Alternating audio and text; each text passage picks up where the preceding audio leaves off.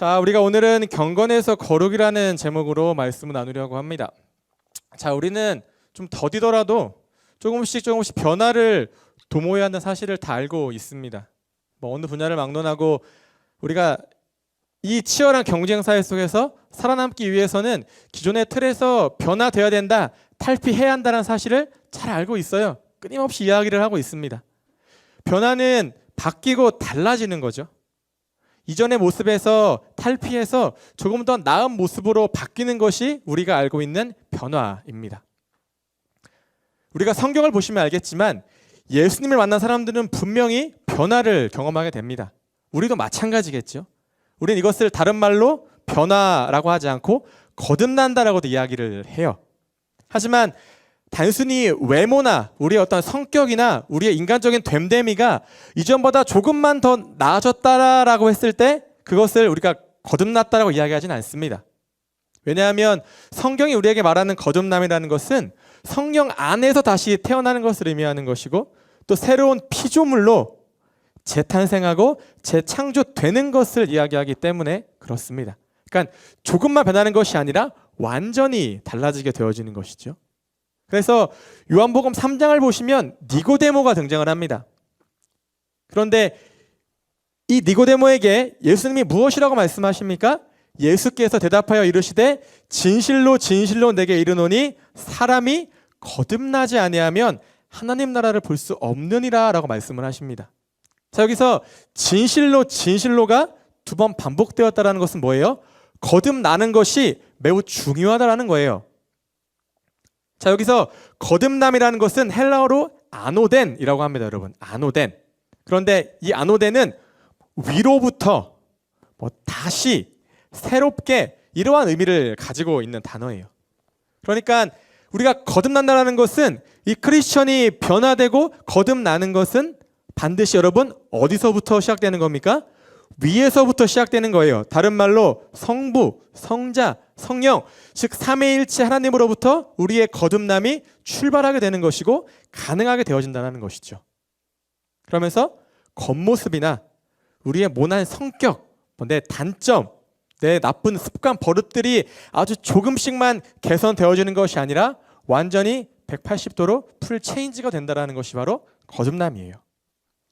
그렇기 때문에 예수님을 믿음에도 불구하고 또 성령님이 내 안에 분명히 계심에도 불구하고 나는 뭔가 거듭나지 못한 것 같아 라고 느껴진다면 그것은 하나님이 무능해서도 아니고 성령님이 여러분의 삶을 그냥 손 놓아 버리신 것도 아니에요.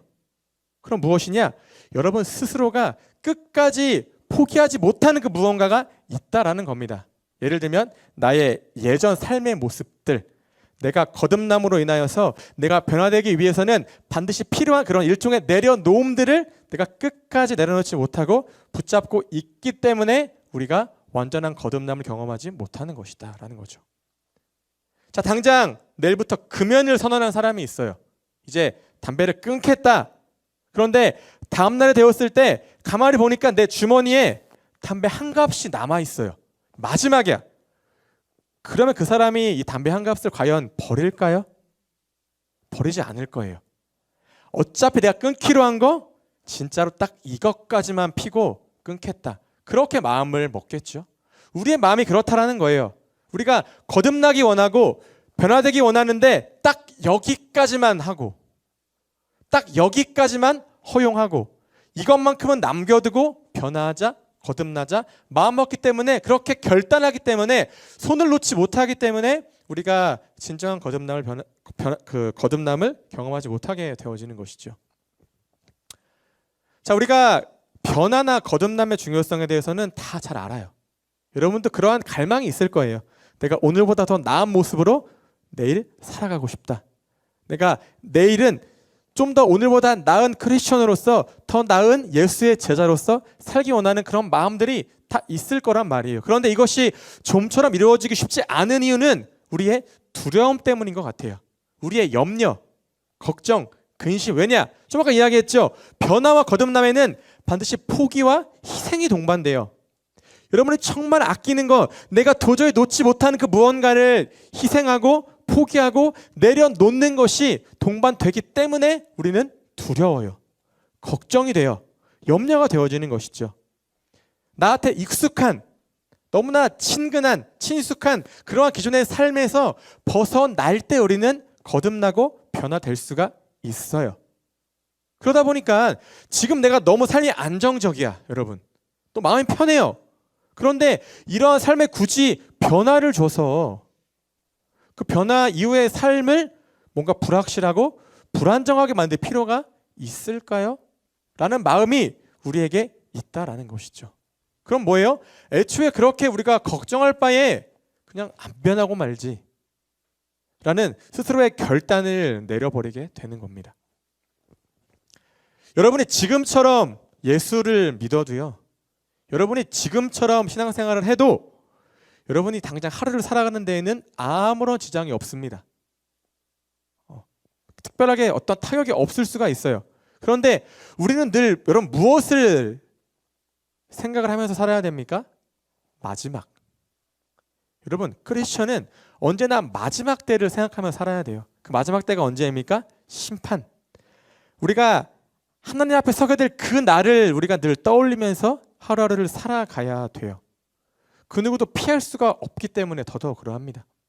그래서 예수님께서 마태복음 10장 28절에서 몸은 죽여도 영혼은 능히 죽이지 못하는 자들을 두려워하지 말고 오직 몸과 영혼을 능히 지옥에 멸하실 수 있는 이를 두려워하라 라고 말씀을 하십니다.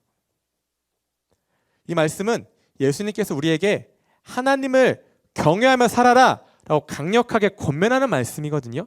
하나님을 경외하라는 거예요.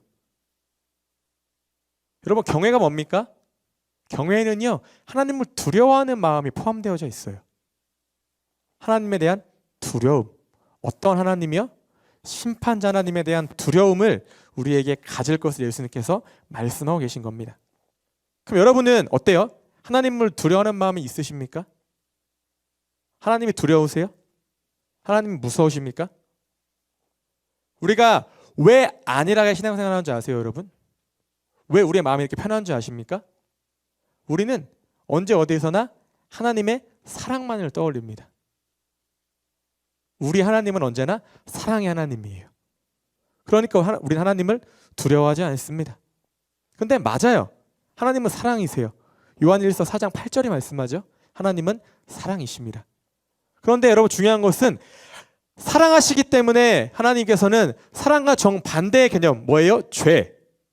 이 죄에 대해서는 그냥 지나칠 수가 없으신 거예요. 그냥 간과할 수가 없는 겁니다. 반드시 뭐예요? 심판하셔야 돼요. 벌하셔야 돼요. 우리가 구약 성경을 보시면 여러분 왜 이스라엘 백성들이 날마다 범죄합니까? 제가 예전에 한번 이야기했죠. 여러분 구약 성경이 어떠한 흐름으로 흘러갑니까? 죄 짓고 벌 받고 회개하고 용서함 받고 죄 짓고 벌 받고 회개하고 용서함 받고 이 사이클의 반복이에요. 구약 성경은. 여러분 근데 왜 이스라엘 백성들이 그 죄를 그 우상 숭배를 끊어내지 못합니까? 첫째는 하나님을 경외하지 않기 때문에 그런 거예요. 둘째는 하나님만을 경외하지 않기 때문에 그런 겁니다. 그들의 착각, 교만 뭐였습니까? 우리는 선택받은 민족이기 때문에 우리는 선민이기 때문에 절대 망하지 않을 거라는 우린 절대 심판받지 않을 거라는 그들의 어떠한 오만방자한 태도가 그들을 멸망으로 인도한 거예요. 그들은 하나님을 두려워하지 않았습니다. 대신에 두려움보다는 불평하고 원망하고 떼쓰는 것이 더 앞섰다라는 것이죠. 아무리 죄를 지어도 괜찮아. 왜? 회개하면 다 용서해 주시거든. 여러분 우리가 이러한 마음가짐으로 하나님의 사랑을 폄하하지 않게 되기를 원합니다. 여러분 하나님은 사랑하시기 때문에 우리를 벌하시고 사랑하시기 때문에 심판하시는 거예요. 여러분 그러면 우리가 변화되기를 원해요. 이러한 상황 가운데에서 날마다 죄를 짓고 또 반복하고 뭔가 이 죄의 굴레 가운데에서 살아가는 우리가 어떻게 변화되고 거듭날 수가 있겠습니까? 예수님의 말씀처럼 우리가 어떻게 하면 하나님만을 경외하는 그러한 삶을 살 수가 있겠습니까? 아무리 내 힘으로 노력해도 끊어낼 수가 없는 이 지독한 죄의 굴레에서 우리는 어떻게 벗어날 수가 있겠습니까? 여러분, 그 방법은요, 바로 우리의 거룩한 삶, 즉 경건 생활에서 우리는 그 답을 찾을 수가 있습니다. 여러분, 경건은 우리에게 매우 익숙한 단어예요. 경건 생활, 경건한 삶. 여러분이 예수님을 믿으면서 교회를 다니면서 늘 듣는 말이잖아요. 우리가 하나님 앞에 경건해야 된다. 누구누구야? 경건한 삶을 살아야 돼. 그리고 그 삶을 살기 위해서는 경건도 훈련이 필요해. 이러한 이야기들을 우리는 그동안 수없이 많이 들어왔습니다. 그러면 여러분이 생각하는 경건은 뭐예요? 여러분이 경건이라는 단어를 딱 들었을 때 여러분은 제일 먼저 어떠한 생각이 떠오르십니까? 대부분의 경우에 경건과 거룩을 우리가 좀 동일시 여겨요. 누군가가 경건한 삶이 뭐야? 라고 물어보면 그거? 거룩하게 사는 거. 그럼 반대로 그러면 거룩한 삶은 뭐야? 그거 경건하게 사는 거. 우리는 그렇게 이야기를 한단 말이죠. 물론 이 두 단어 거룩이나 경건은 우리 어떤 태도를 이야기하는 거는 맞아요. 우리가 하나님 앞에 어떠한 자세나 태도, 하나님 앞에 설 때 우리에게 요구되어지는 특별한 어떤 자세와 태도를 의미한다는 것에서는 동일하지만 면밀히 본다면 의미가 다르죠. 자, 여러분, 경건은 헬라어로 유세베이아라고 합니다. 유세베이아. 근데 이 단어는 존경받을 만한 좋은 행위라는 뜻을 가지고 있어요. 유세베이아. 자, 그런데 유세베이아가 성경 용어는 아니에요. 그냥 헬라어. 성경에서만 사용되는 단어가 아니기 때문에 이 단어를 하나님과의 어떤 관계성으로 풀어본다면 언제 어디에서나 하나님을 잘 섬기고 하나님을 공경하는 삶, 공경하는 자세나 태도로 우리가 해석할 수가 있어요.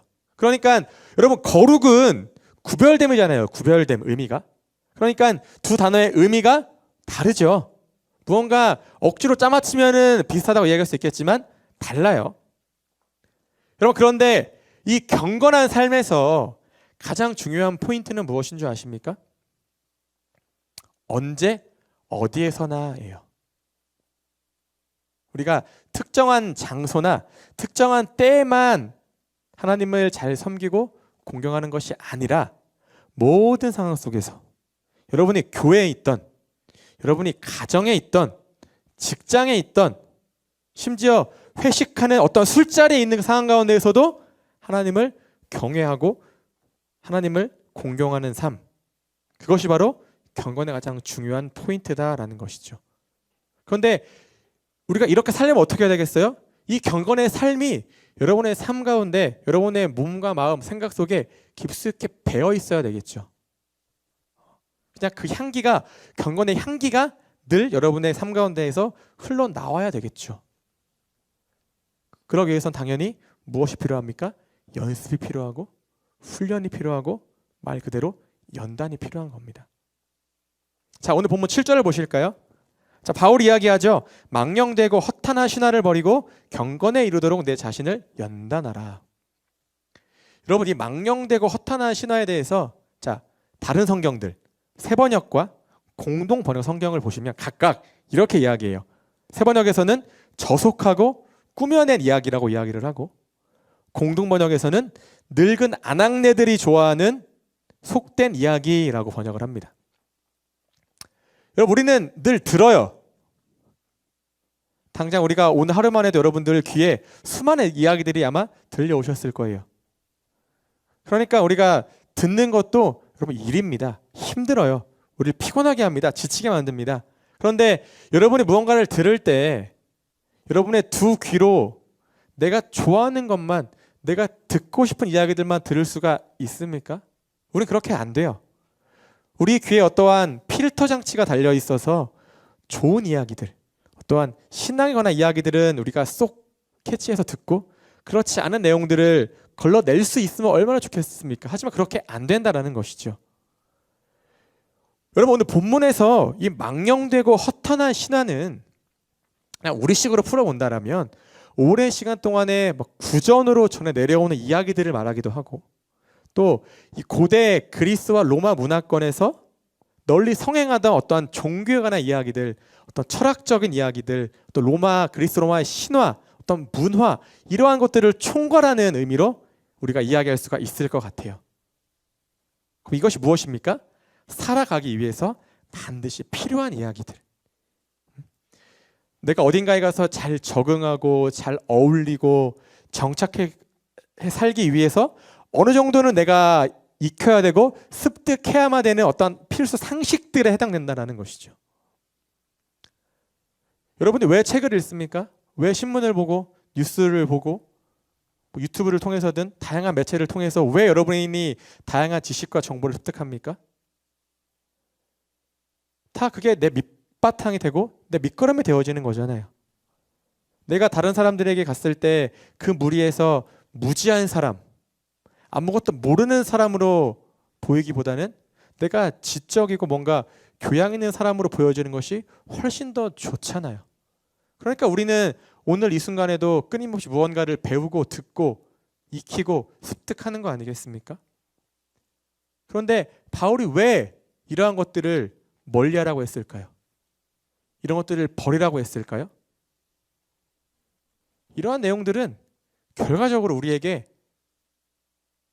생명을 주지 않습니다. 우리를 구원해 주지 못해요. 이러한 내용들은 여러분들이 마주한 근본적인 삶의 문제들을 절대 해결하지 못합니다. 어떠한 문제요? 죽음에 관한 문제들. 여러분이 백날 유튜브를 보고 신문을 읽고 뉴스를 보십시오. 거기에 여러분들의 어떠한 죄의 문제들, 우리의 구원의 문제들, 우리 영생에 관한 문제들을 해결할 만한 실마리가 보입니까? 단서가 있습니까? 없어요. 여러분의 목마름들, 말씀에 대한 갈급함들을 이런 것들을 해결시켜 줍니까? 아니요. 절대 그러지 못합니다. 물론 여러분이 듣는 것들 중에는 나에게 유익한 것도 있을 거예요. 많을 겁니다. 하지만 우리의 문제가 뭔지 아십니까? 우리는 수백 가지의 유익한 정보보다 한두 가지의 거짓된 정보에 훨씬 더 귀를 기울인다라는 거예요. 자, 우리 방송실 이제 그 사진 띄울 준비하시고요. 여러분 혹시 유튜브 채널 중에 국뽕튜브라고 들어본 적 있으세요? 처음 들어보시죠? 자, 여러분 이 채널이 뭐냐면요. 유튜브 채널 중에서 아주 극단적인 국수주의나 민족주의 성향을 지닌 채널들을 우리가 국뽕튜브라고 부릅니다. 이름도 요상하죠? 자, 이거를 여러분들에게 뭐 찾아보라고 굳이 이렇게 권하고 싶지는 않은데 궁금하시면 이따 집에 가는 길에 한번 찾아보세요. 금방 찾습니다. 근데 여러분 이 채널들이요. 이 바울의 이 겉면 그대로 그냥 그 자체로도 뭔가 망령되고 허탄한 신화 그 자체예요. 왜냐? 일단 팩트에 입각하지 않아요. 네. 매우 비현실적인 어떤 자신의 주장만을 주구장창 이야기를 합니다. 근데 더 큰 문제는 뭔지 아십니까? 사람들이 그 이야기들을 고지고대로 믿는다라는 거예요. 특히 누가 가장 많이 믿을까요? 할머니 할아버지들. 우리의 부모님들이 카톡으로 이렇게 쉴 새 없이 이렇게 퍼다가 이렇게 전파하시는 그런 내용들이요. 다 그런 채널에부터 비롯된 겁니다. 네. 자, 여러분 그 사진 한번 보실까요? 여러분 이게 그 채널의 썸네일이거든요. 여러분 이건 이제 살아가실 때 이야기인데 영국 여왕이 왜 한국에 옵니까? 이런 것들을 사실처럼 그냥 이야기하는 거예요. 그 다음 볼까요? 여러분 영국에서 왜 기비출 택배를 왜 받아요? 버킹엄宮殿에서. 그 다음 보실까요? 자, 우리가 누리호 발사했는데 뭐 중국과 일본이 아무런 반응을 보이지 않아요. 아무런 타격이 입지 않습니다. 그 다음 보실까요? 자, 여러분 우리나라에 호랑이 없어요. 없어요. 근데 뭐 일본 열도 전체가 공포에 호랑이 수영 바다 못 건너갑니다. 그럴 이유가 전혀 없는데 이러한 것들을 끊임없이 퍼다 나르면서 사람들에게 뭔가 잘못된 정보들, 팩트가 아닌 자기의 머릿속에 어떤 망상들을 끊임없이 이야기를 하는 채널이 바로 이 국뽕튜브예요. 근데 사람들이 어떻게 해요? 나중에 한번 리플 보세요. 역시 우리 대한민국 다 이런 반응들입니다. 그래서 뭔가 이 국뽕에 취한다 그래서 국뽕튜브인 거예요. 뭐 마약처럼 취한다 그래서 이렇게 채널 이름을 지은 건데 사람들이. 여러분 저는 적어도 여러분들만큼은 이러한 것들의 시간을 빼앗기지 않게 되기를 원합니다. 그럼 우리가 너무 많은 시간을 실제로 허비하며 살아가고 있어요. 뭔가 비생산적이고 비본질적인 것들에 늘 귀를 쫑긋 세우고 있다라는 겁니다. 여러분, 바울이 에베소서 5장 16절에서 세월을 아끼라 때가 악하니라 말씀을 하죠. 자, 여러분, 이 표현이 조금은 격할 수 있겠지만 좀 더 와닿게 제가 다시 설명하면 여러분의 인생을 갉아먹는 일들에 시간과 에너지 허비하지 말라는 겁니다. 대신에 오늘 바울의 권면처럼 경건한 삶을 살아가기 위해서 여러분 스스로를 연단하고 훈련하고 이러한 삶들을 연습하는 데 여러분의 시간과 에너지를 쏟으시기를 주님의 이름으로 축복합니다. 아멘. 여러분들이 유튜브를 보는 시간의 10분의 1만 경건에 투자해도 여러분의 삶은 지금보다 훨씬 더 거룩해질 겁니다. 훨씬 더 여러분의 믿음이, 여러분의 영성이 충만해지게 될 거예요. 여러분, 연단은 준비하고 연습하고 훈련하는 겁니다. 근데 무엇을 위한 준비이고 연습이고 훈련이겠습니까? 하나님만을 바라보는 훈련이 연단입니다. 여러분이 하나님만을 의지하기 위한 연습이 연단이고 평생 동안 하나님과 동행하기 위한 훈련이 바로 경건이고 연단이에요. 자, 8절 말씀을 보시면 바울이 또 이렇게 이야기하죠. 육체의 연단은 약간의 유익이 있으나 경건은 범사에 유익하니 금생과 내생의 약속이 있으니라. 아멘. 여러분이 매일 아침마다 운동하는 거랑 매일 아침마다 말씀 읽고 큐티하는 것 중에 하나를 고르라 그러면 10중 8구는 운동을 택할 거예요. 왜냐하면 운동하면 일단 내 몸이 건강해지는 것이 드러나요. 살도 빠지고 근육도 붙고 뭔가 외형적인 변화가 두드러지기 때문에 하면 할수록 내 안에 자신감이나 어떤 성취감이나 만족도가 높아요.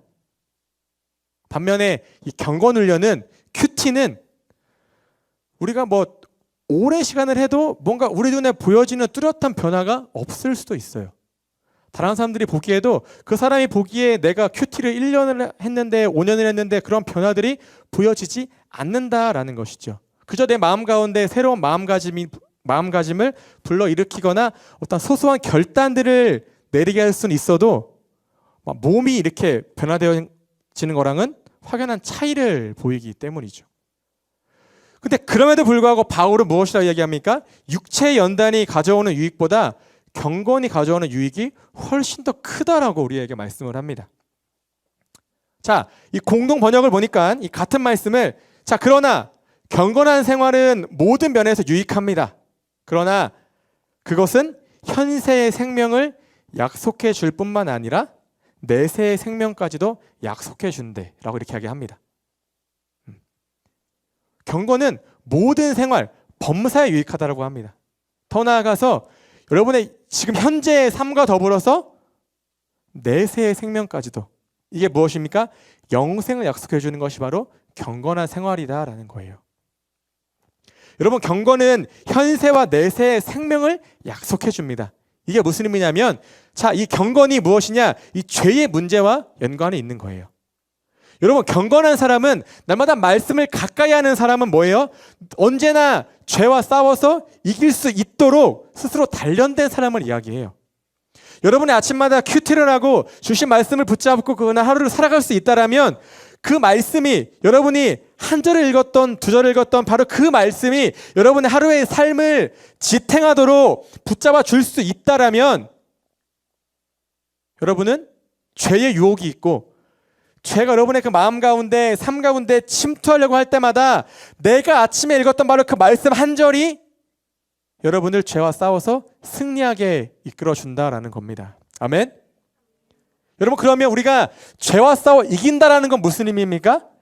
하나님과의 관계가 깨어지지 않는다라는 거예요. 성경은 말씀하죠. 죄의 결과, 죄의 싹은 사망이지만 여러분, 경건한 삶은 이 사망의 길로 걸어가던 우리의 삶을 생명의 길로 다시 돌이켜준다라는 겁니다. 그래서 바울이 그것은 현세의 생명과 내세의 생명을 약속해 준다라고 우리에게 이야기하고 있는 겁니다. 자, 베드로후서 2장 9절은 주께서 경건한 자는 시험에서 건지실 줄 아시고 불의한 자는 형벌 아래에 두어 심판 날까지 지키시며라고 말씀을 합니다. 여러분, 경건한 사람은 하나님께서 모든 시험과 모든 불의한 상황 가운데에서 지켜주신대요. 그 상황을 이겨낼 수 있고 피할 수 있는 방법을 알려주신다라고 말씀하지만 그 반대의 경우 경건하지 않은 사람은 심판의 날까지 끊임없이 벌을 받게 될 것이다 라고 우리에게 말씀을 합니다. 무서운 말씀이죠.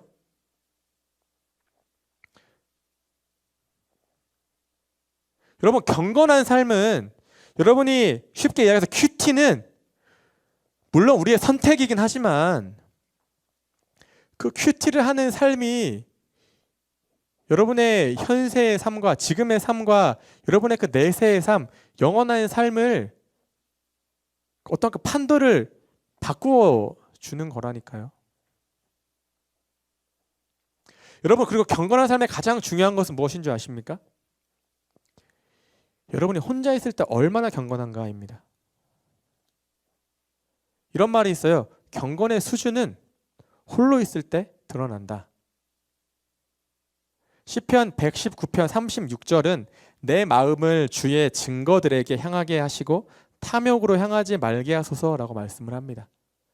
근데 여러분, 이 말씀을 다른 어떠한 이제 제가 주석을 보니까 이 말씀에 대해서 우리 안의 탐심은 결코 스스로 거룩한 것을 향하지 않는다라고도 설명을 합니다. 여러분, 우리 안에 있는 우리 연약한 마음들, 죄된 마음들, 탐심은 절대 여러분 스스로 하여금 거룩한 것을 향하지 않게 한다라는 거예요. 여러분이 혼자 있을 때, 여러분이 홀로 무언가를 하고 있을 때, 여러분의 그 마음은, 우리의 마음은 절대로 내 스스로 하나님의 어떤 말씀을 향해 나아간다던가, 거룩하고 어떤 경건한 삶을 향해서 나아가지 않는다라는 거예요. 이게 우리의 여러분 본 모습이고 이게 우리의 실체라고 볼 수가 있는 것이죠. 우리가 날마다 경건에 힘쓰지 않으면 우리의 마음은 언제라도 죄를 향해서 돌아설 수가 있습니다. 왜냐?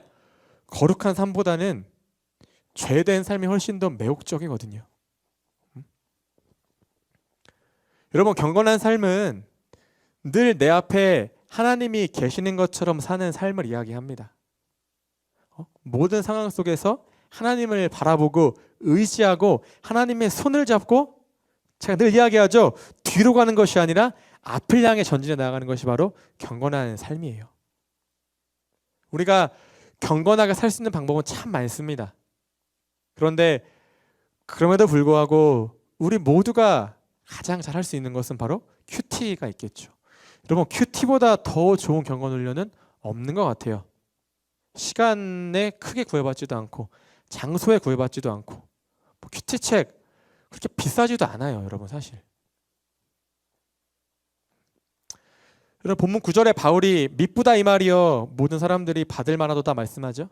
자, 이게 이제 우리말로 번역하면 이것은 틀림없는 말이고 누구나 받아들일 만한 것입니다라는 것이거든요. 뭐예요?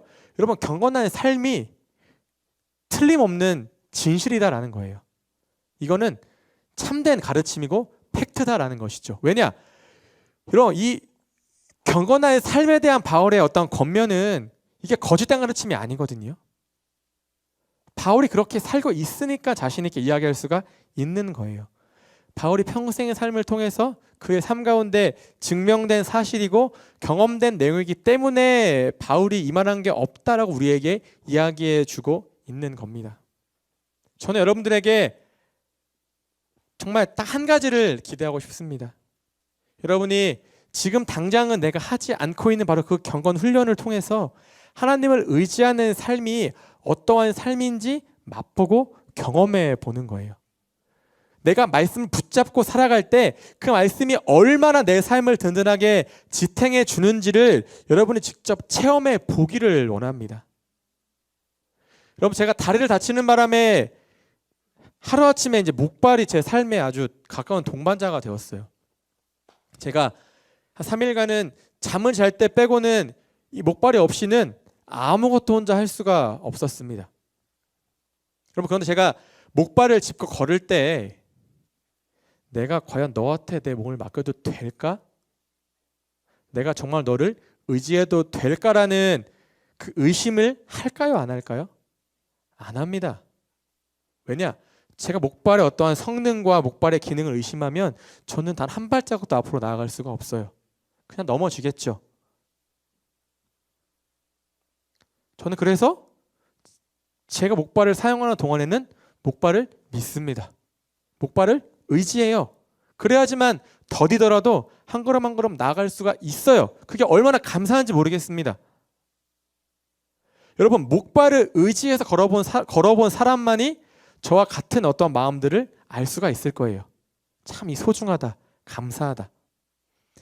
여러분, 마찬가지로 여러분이 하나님 말씀을 의지해서 한 걸음 한 걸음 그 앞으로 나아가 본 사람만이 지금 내가 너무 힘들고 앞으로 나갈 힘도 없고 너무나 지치고 고되지만 그 상황 가운데에서 하나님을 의지하고 말씀 붙잡고 한 걸음 한 걸음 헤쳐 나아가 본 사람만이 그 말씀의 능력을 알 수가 있는 겁니다.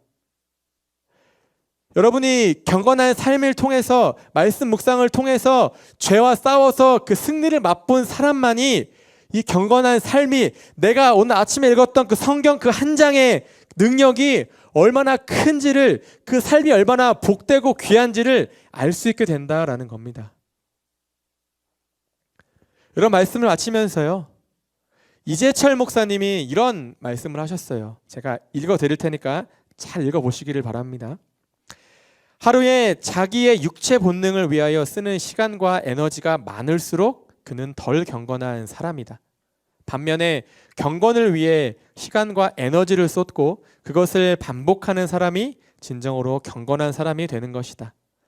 장엄한 성가가 울려 퍼지는 예배당 안에서가 아니라 불꽃 튀는 유혹과 욕망의 현장에서 말이다. 그때 거기에서 하나님을 쫓아 행동하는 경건한 사람이 되어야 한다. 어느 하루가 아니라 매일 그렇게 되어야 한다. 그러기에 경건이란 훈련의 결과요, 반복의 열매이다. 이와 같이 경건한 삶을 살기 위해서 지금 그대는 하루에 얼만큼의 시간과 어느 정도의 힘을 쏟고 있는가? 아멘. 자, 여러분이 지금보다 더 경건한 삶을 살기 위해서 힘쓰고 노력하게 되기를 축복합니다. 여러분, 이게 생각보다 어렵지 않아요. 네, 그냥 의지의 문제인 것이지 우리가 큐티를 하고 말씀을 묵상하는 게 정말 어려운 일이 아니라는 것을 여러분들이 해보면 알게 될 거예요. 당장 여러분이 오늘 밤부터 또 내일 아침부터 말씀 한 절이라도 읽고 그 말씀을 붙잡고 30초라도 기도할 수 있다라면 여러분, 그것으로도 이미 우리의 경건 훈련은 시작이 된 겁니다. 만약에 저는 큐티책 살 돈이 없어요. 저한테 오세요. 사드리겠습니다. 사러 갈 시간이 없어요. 사드릴게요. 말씀만 하십시오. 여러분이 큐티를 하겠다고 하는 마음만 있으면 언제든지 저에게 오십시오. 그럼 제가 할 수 있는 준비 다 해드리겠습니다. 대신에 여러분, 훈련은 하루에 끝나지 않습니다. 이 연단이라는 것은 시간이 오래오래 걸려요. 평생의 연단의 과정들이라고 보시면 될 것 같아요. 여러분이 나중에 하나님 만나는 그날까지도 여러분들은 경건훈련에 매진하셔야 됩니다. 큐티하셔야 돼요. 말씀을 묵상하셔야 됩니다. 그래서 반복하고 또 반복하면서 그 여러분의 그 큐티의 그 경건의 삶이 여러분의 몸에 배이게 만드십시오. 그래서 자연스럽게 아침에 눈을 떴을 때에는 큐티책 피고, 네, 시간은 여러분 자유예요. 누구는 10분, 누구는 20분. 여러분, 그건 중요하지 않습니다. 우리가 말씀 앞에 서는 게 더 중요한 거예요. 그래서 우리 청년 공동체가 날마다 다른 거 뭐 있겠습니까? 큐티하는, 말씀 묵상하면서 경건하게 살아가는 그런 믿음의 공동체가 되기를 주님의 이름으로 축복합니다.